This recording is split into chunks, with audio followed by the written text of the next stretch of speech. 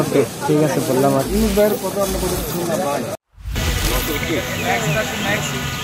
বাজারে 1 টাকায় পাওয়া যাচ্ছে চাল, ডাল, তেল, পেঁয়াজ সহ 8 ধরনের নিত্য প্রয়োজনীয় পণ্য ও সবজি। খাগড়াছড়ির দিনব্যাপী বাজারে সদাই করেছেন প্রায় 6 শতাধিক সুবিধা বঞ্চিত মানুষ। এখানে 1 টাকার বাজার কিনতে পেরে অনেক ভালো লাগছে, কারণ বাজারের জিনিসপাতির যে দাম, এই দামে অনেক কিনতে অসহায় মানুষদের, আমাদের মতো অসহায় মানুষ কিনতেই পারে না। 1 টাকার বাজারে অনেক কিছু পাইছি। টাকা বাজার করে খুশি হয়েছে, ভালো লাগতেছে, আনন্দই হয়েছে, আর কিছু দিতে হয়নি তো টাকা বাজার করে অনেক খুশি হয়েছে।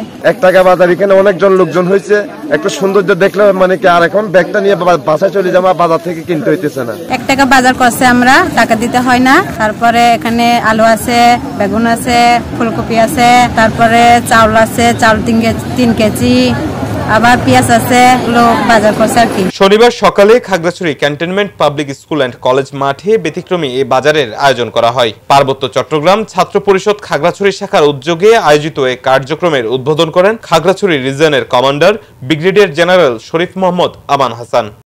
বাজারের উদ্দেশ্য হচ্ছে সমাজের স্বল্প আয়ের মানুষের জন্য নামমাত্র মূল্যে প্রয়োজনীয় জিনিসপত্র ক্রয়ের ব্যবস্থা করে দেয়া। আজকের এই উদ্যোগ স্বল্প আয়ের লোকজনকে স্বাবলম্বী ও আত্মবিশ্বাসী হওয়ার জন্য পথ প্রদর্শক হিসাবে কাজ করবে বলে আমি বিশ্বাস করি।